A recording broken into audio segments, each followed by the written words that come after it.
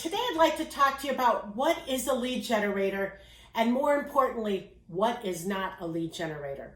A lead generator is something that someone will trade their personal information for, their name, their phone number, and their email address in exchange for something of high value, right? Consumers are smart these days. They're not going to trade their email for something not worth their time, right? So let me tell you, is your newsletter on your website really a lead generator? It's not.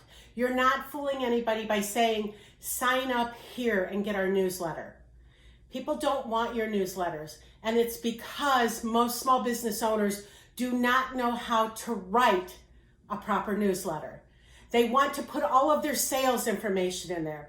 They want to show them the newest and brightest new gadget, right? Again, buy my stuff, buy my stuff, buy my stuff. And really what I learned many, many years ago, in 2003, 2004, I started using Constant Contact in a chocolate business. I still do email marketing today in 2020. It's one of my best lead generators. And here's the thing I found out really early. Number one, I write only to amuse myself, right? If I can entertain myself, I know that my potential reader is going to be entertained. Number two, I give them I let them get to know me first. I give them some personal information. I tell a story about something that's going on in my life. The very best newsletter subject line opening I've ever had was titled, "My Husband Left Me." Now, over 400 people in the first hour opened that thing to see why my husband, how did he get smart enough to walk away from this, right? Why did he walk away from me? Well, if you read the newsletter and you read down a little further, it was a cold Sunday afternoon in February, and he and my son wanted to go see a superhero movie. So not into superhero movies, and I wasn't interested. So he left, he went there, and I stayed home and chose to work. And it was the best subject line opening. So number two, are you giving them a great subject line? No, normally it's like, what's on sale this month? Here's a special for you. Here's something free. You guys have to give them a great title to open your emails, and you're not doing that, right? So you have to come up with a great subject line, but you have to also get to know them.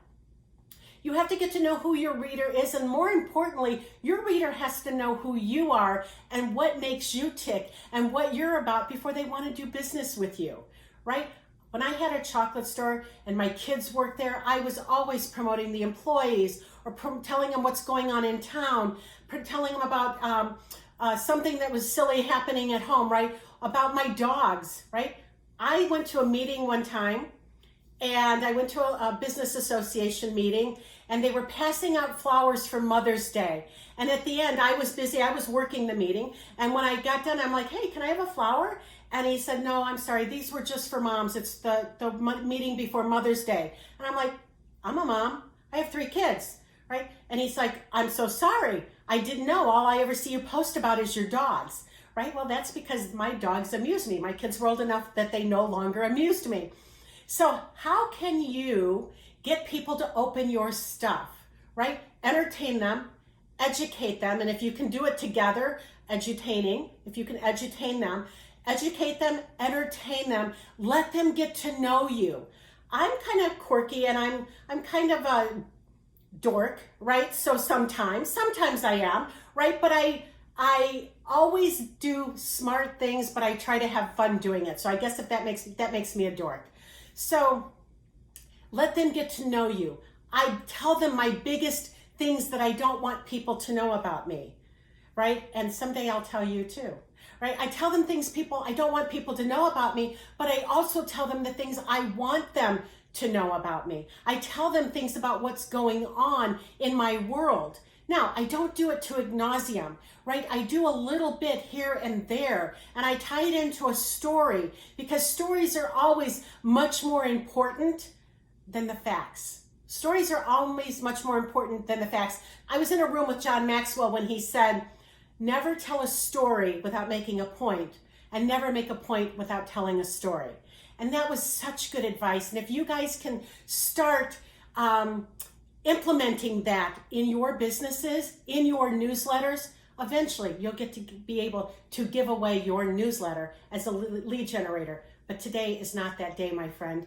Start putting together proper lead generators. Join me for another video on how to put together a proper newsletter.